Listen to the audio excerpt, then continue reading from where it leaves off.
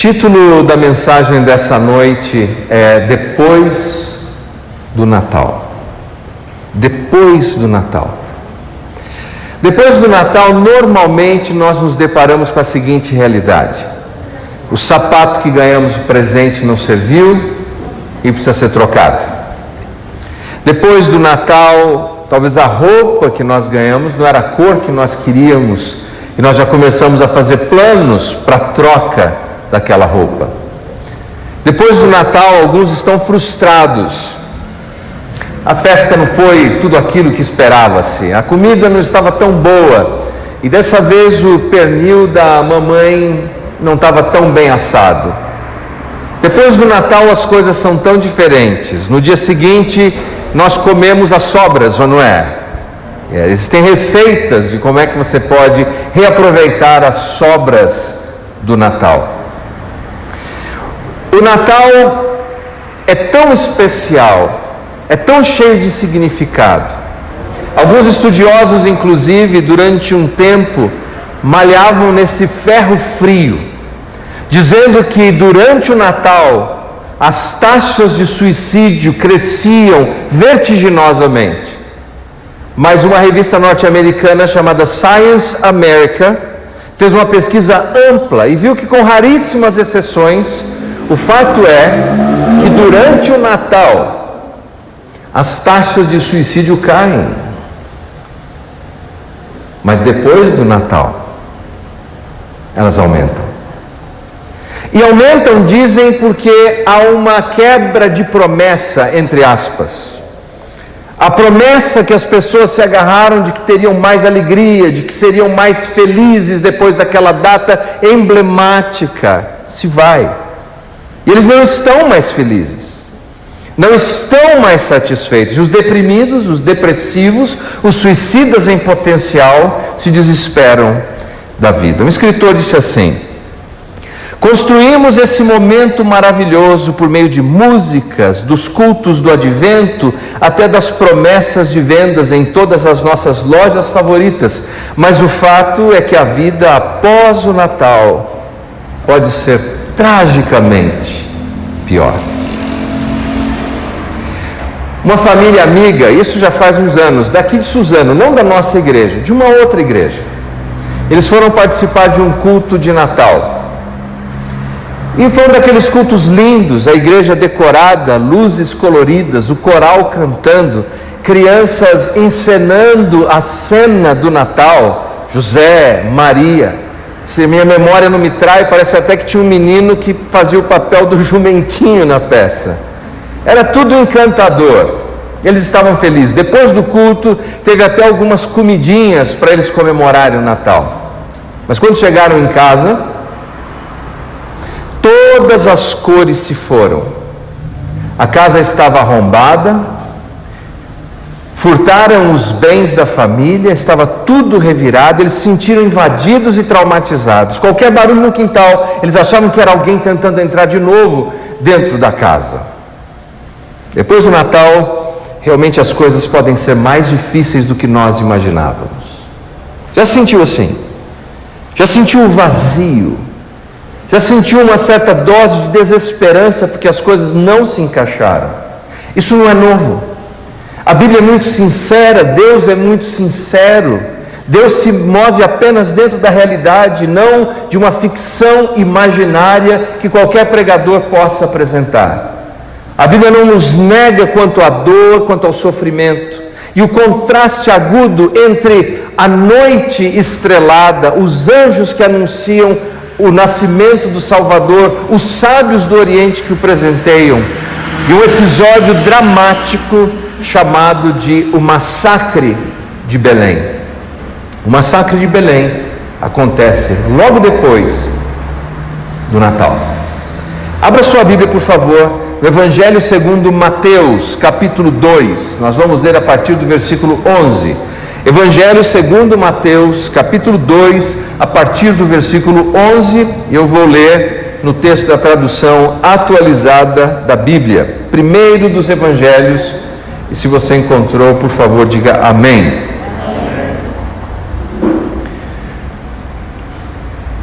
E claro, Vai estar projetado aqui também. Entrando na casa, viram um menino com Maria, sua mãe. Prostrando-se, o adoraram. E esse aqui, um pequeno parênteses, são os sábios do Oriente, os magos do Oriente. E abrindo seus tesouros, entregaram-lhe as suas ofertas, ouro, incenso e mirra, sendo por divina advertência prevenidos em sonho para não voltarem à presença de Herodes, regressaram por outro caminho à sua terra. Tendo eles partido, eis que apareceu um anjo do Senhor a José em sonho e disse: dispõe-te, toma o menino e sua mãe, foge para o Egito e permanece lá até que eu te avise, porque Herodes há de procurar o menino para o matar. Dispondo-se ele, tomou de noite o menino e sua mãe e partiu para o Egito, e lá ficou até a morte de Herodes, para que se cumprisse o que fora dito pelo Senhor por intermédio do profeta: do Egito chamei meu filho. Vendo-se iludido pelos magos, enfureceu-se Herodes grandemente e mandou matar todos os meninos de Belém e de todos os seus arredores, de 2 anos para baixo, conforme o tempo do qual com precisão se informara dos magos. Então se cumpriu o que fora dito por intermédio do profeta Jeremias. Ouviu-se um clamor em Ramá, pranto, choro e grande lamento. Era Raquel, chorando por seus filhos, inconsolável, porque não mais existem. Você lembra do pano de fundo histórico dessa passagem? E nós conversamos sobre isso aqui na minha última visita. Os sábios vêm do Oriente, batem no palácio de Herodes, perguntam pelo recém-nascido rei dos judeus. Em outras palavras, eles estão dizendo a Herodes: tem um rei e não é você. Muito ofensivo para um homem como Herodes, que era um megalomaníaco. Na verdade, era um reizinho de 2ª categoria, porque o imperador era César Augusto, que tinha lhe atribuído esse título para que ele governasse Israel. Ele é conhecido na história como um homem sanguinário, psicótico, violento.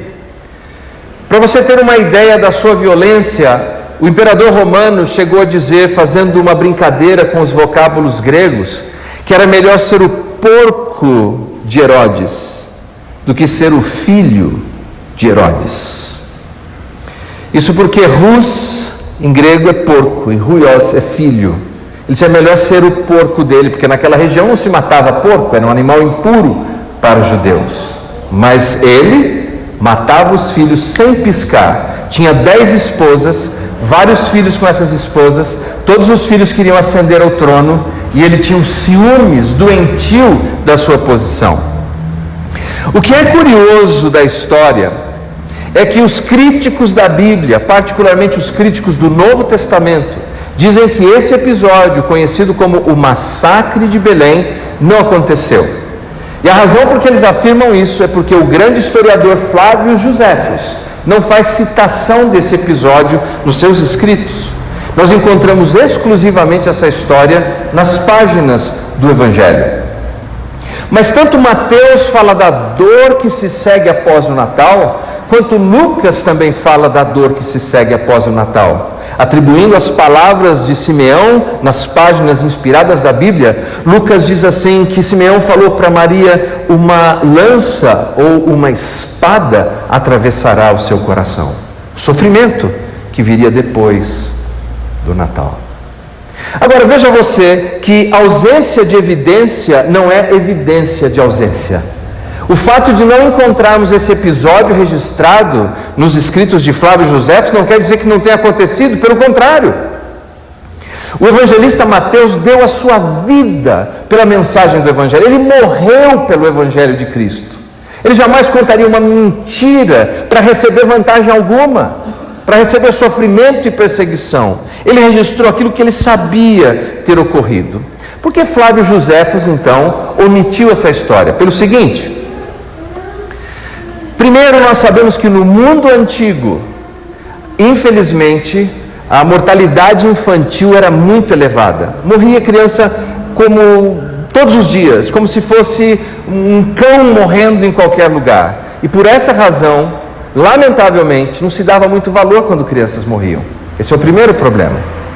O segundo problema que nós encontramos é que a malignidade, a maldade de Herodes era tão grande que Flávio Joséfos pensou da sua biografia, da biografia de Herodes, o que era de pior para comunicar às pessoas, aquilo que causaria o maior impacto. E ele escolheu a seguinte história. Você está comigo aí? Diga bem. Quando Herodes estava no fim da sua vida, ele sabia que os judeus, na sua grande maioria, não gostavam dele. A exceção era o partido dos herodianos, que gostavam dele e viam nele um cumprimento profético. Os demais o odiavam.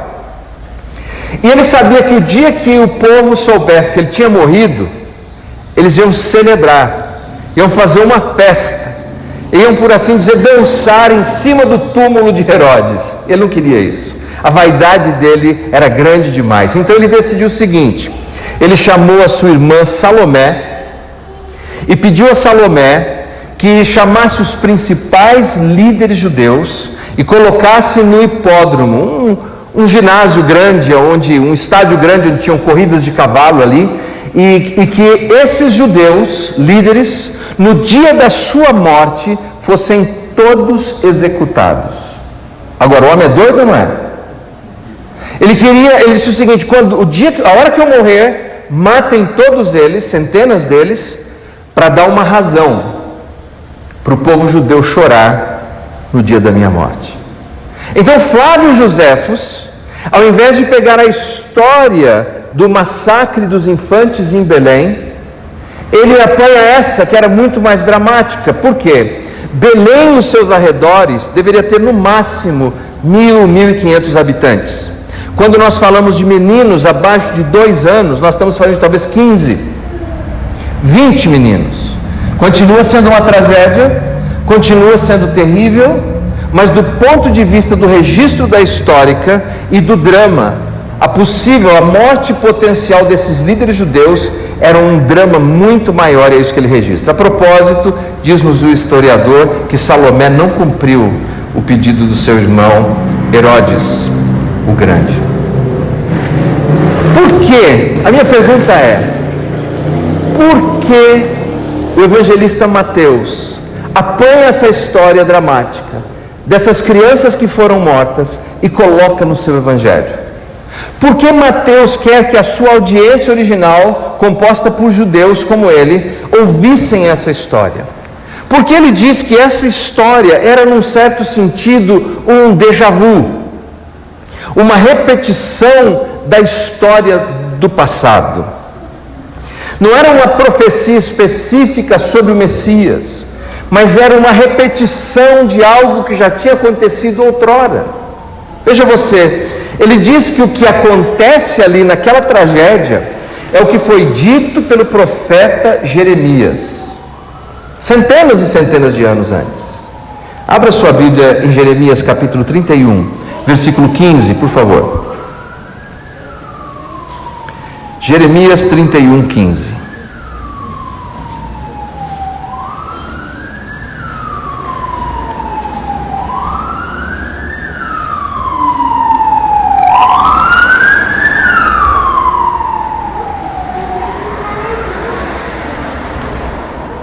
Se você encontrou, diga amém. Senão você pode seguir aqui também na projeção. Assim diz o Senhor: ouviu-se um clamor em Ramá, pranto e grande lamento. Era Raquel chorando por seus filhos e inconsolável por causa deles, porque já não existem. Esse texto, essa mensagem profética pronunciada por Jeremias, ela aponta para o seguinte: primeiro, ele personifica a dor das mães em uma famosa mãe do Antigo Testamento, Raquel. Raquel teve muitas dificuldades para ter filhos, como nós sabemos da história. Aliás, quando ela deu à luz a seu filho Benjamim, ela morreu no parto. Era o drama de uma mãe, e ele apanha essa imagem, e ele coloca primeiro para se referir a Israel do norte. O povo de Israel era dividido entre o reino do norte e o reino do sul. E Deus, ao longo dos anos, Ele vinha dizendo àquele povo e avisando aquele povo que se eles não se arrependessem dos seus pecados, que se eles não passassem a ouvir e obedecer a palavra de Deus, eles sofreriam consequências terríveis. Dentre essas consequências, eles seriam levados no cativeiro assírio. E no ano de 722, foi exatamente isso que aconteceu. E ele personifica uma mãe, chorando, angustiada, enquanto seus filhos estão sendo levados à força. Quantas mães nós temos hoje aqui? Você, mãe, pode entender isso. O que seria alguém levar os seus filhos à força? Em 722 isso aconteceu com o Reino do Norte. Mas veja você, Jeremias está pronunciando isso agora para o Reino do Sul. Porque eles agora estão diante da possibilidade de serem levados no cativeiro babilônico. Em 586. Ele está dizendo, o Reino do Norte não deu ouvidos a Deus. Quando Deus os exortou, os encorajou e disse, sigam a minha palavra, confiem em mim, porque senão vocês vão sofrer essas consequências. Eles não ouviram. E agora, 586, o profeta diz as mesmas palavras, o mesmo episódio está acontecendo, não deram ouvidos à palavra de Deus e estão sendo levados no cativeiro babilônio. Ramá, que é citado aqui e no Evangelho, era uma espécie de estação, era um lugar onde Nabucodonosor levava os seus cativos, era onde os filhos eram colocados nas carroças e transportados para longe, enquanto as mães choravam a sua dor. Veja isso, imagine isso por um momento. O fato é que Deus repetidas vezes nos avisa a humanidade que se continuarmos num caminho errado, se continuarmos num caminho de desobediência, se continuarmos num caminho de rebeldia, como um pai avisa os seus filhos, não siga esse caminho, não siga esse caminho, e teimosamente a humanidade prossegue assim. O Reino do Norte sofreu as consequências, o Reino do Sul sofreu as consequências, mas pense comigo rapidamente. Não foi o que Deus disse a Adão e Eva? Quando os avisou do que aconteceria, quais seriam as consequências se eles não seguissem a orientação divina, ou o que ele disse a Noé e a geração de Noé, a Ló, a Abraão, a Isaac, a Jacó, a José, a Moisés, a Josué, a Juízes, e a Saul, e a Davi, e a Salomão, e a todos eles Deus dizia a mesma coisa: dê ouvidos à minha palavra, agarre-se à minha palavra, confie em mim, eu vou cuidar de você. Não viva uma vida de independência de mim, não siga pelo caminho torto, não siga pelo caminho errado, não acompanhe o mau exemplo desses povos. Mas o que fizeram eles? Quantos deles? Todos eles. E apesar de todos os avisos, a terrível consequência veio sobre a vida deles.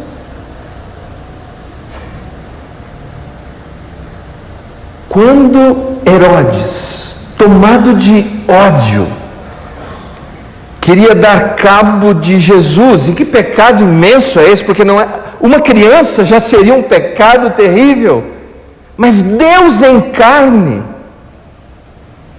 O que faz Deus? Deus envia uma mensagem por sonho para José, para os sábios do Oriente. E me permita dizer o seguinte, baseado no que nós chamamos analogia das Escrituras, naquilo que nós sabemos a respeito de Deus, eu lhe digo sem medo de errar, que de alguma maneira os habitantes de Belém receberam alguma orientação, mas apenas José obedeceu. E saiu de madrugada carregando a sua mulher e um filho pequeno. Apenas os sábios do Oriente obedeceram a palavra de Deus e seguiram por outro caminho. E todos os demais? Meus queridos, todos os demais, me parece que, como fez Israel do Norte, como fez Israel do Sul e como fizeram todos os outros, eles pagaram para ver. E a tragédia veio sobre a vida deles. produzindo o que nós chamamos de os primeiros mártires da fé cristã, bebês, crianças, porque se rebelaram contra o Deus Salvador. Nós, claro, podemos dizer, mas Leandro, nem todo o sofrimento que nós temos é uma consequência direta das bobagens que fazemos, concorda? Nem todo o sofrimento. Se fôssemos resumir brevemente os sofrimentos que nós somos submetidos, são 3. Primeiro, não necessariamente numa ordem de prioridades, nós sofremos por problemas morais, ou seja, um sofrimento moral. Os homens são maus. Fazer um teste rápido. Alguma vez aqui, alguém já te fez algo que você teve aquele... Eu não tenho palavras para descrever isso, mas você sabe o que eu quero dizer, né? Você faz...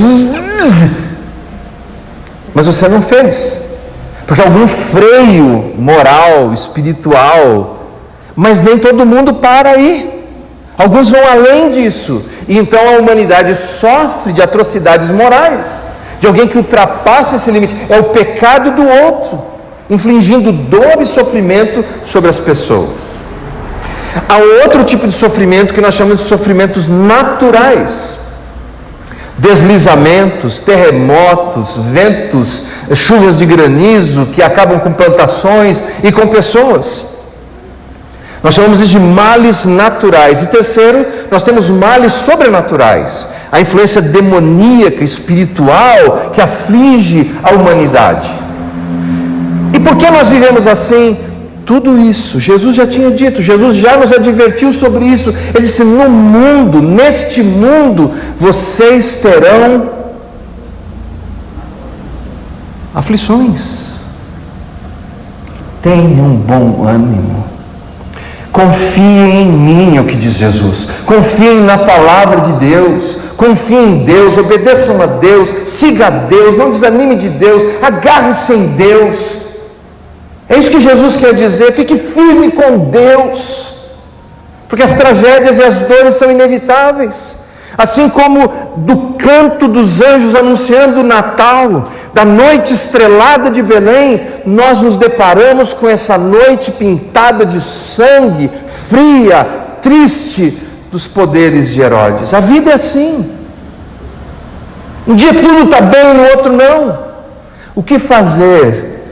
Nós devemos nos agarrar a Deus, confiar em Deus. Veja que interessante que o texto de Jeremias, se você está comigo aí, diga amém.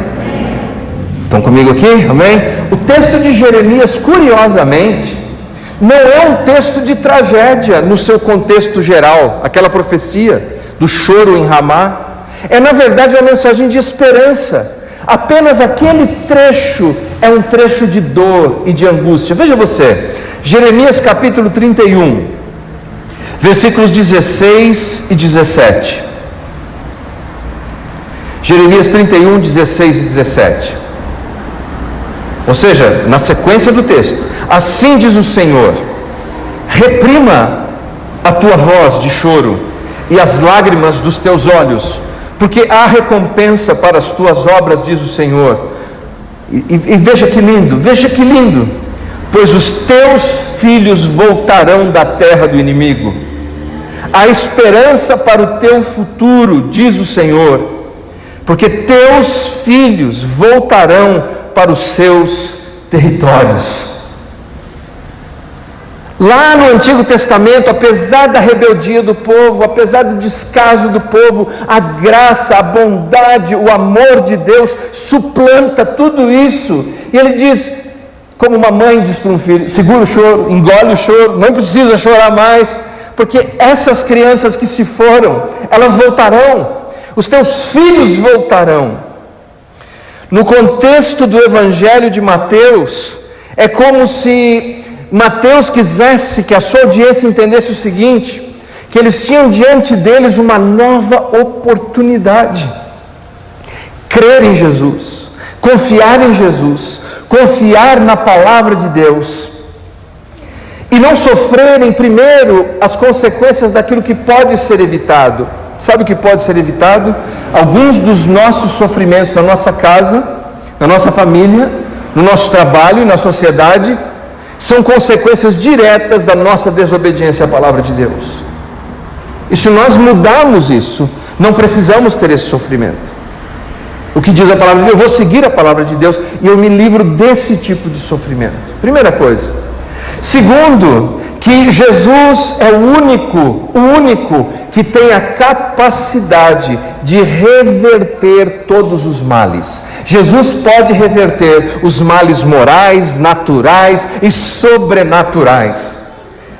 Mateus está dizendo: continue confiando em Jesus mesmo em meio à sua tragédia, porque Ele pode reverter tudo isso. E veja como Ele fecha o seu Evangelho mostrando isso. Lá no finzinho do Evangelho, no capítulo 27, versículos 50 ao 53, Ele nos conta uma história estranhíssima. Mateus nos dá essa história estranha. Olha só.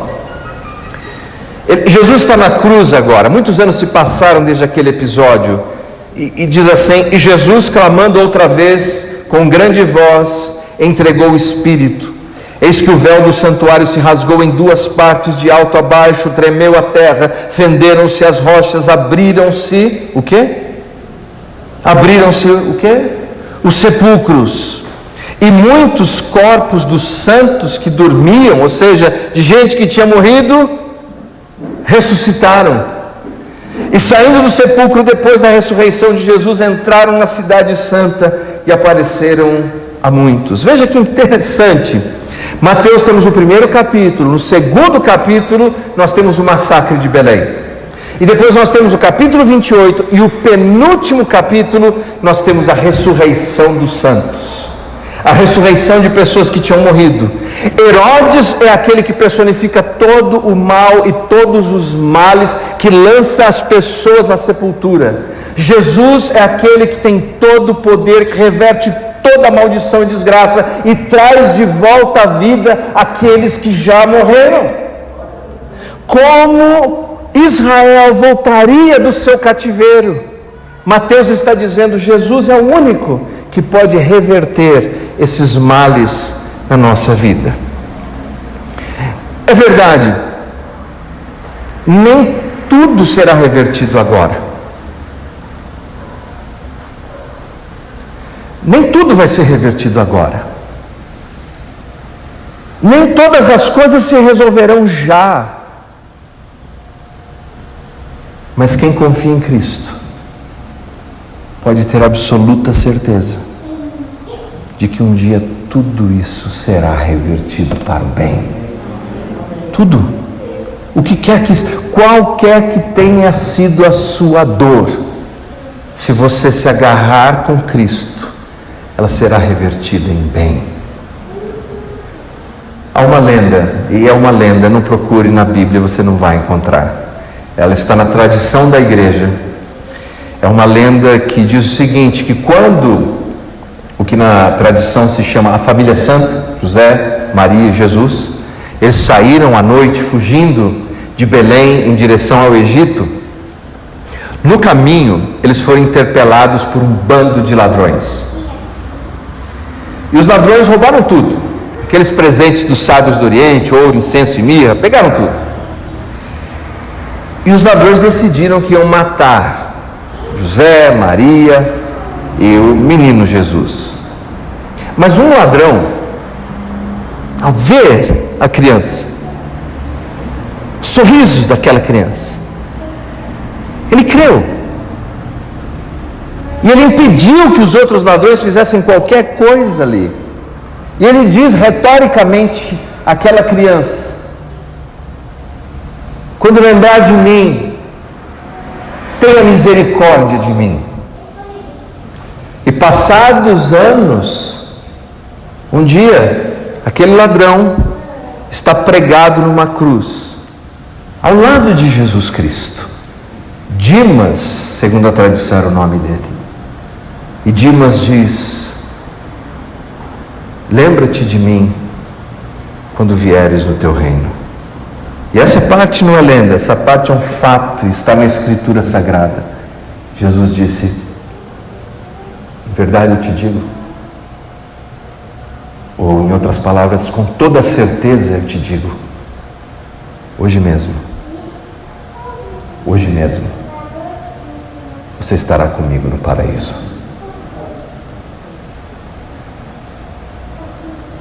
O que essa lenda da tradição cristã nos ensina é que se Jesus é suficiente para transformar,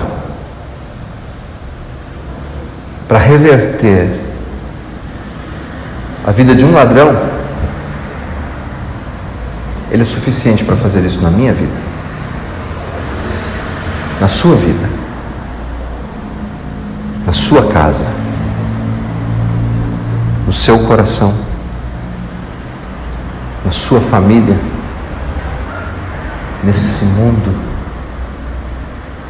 no universo. A vida depois do Natal, ela pode ter as suas tragédias, mas a vida para quem confia em Cristo pode ter a maior de todas as realizações. Vamos nos colocar em pé.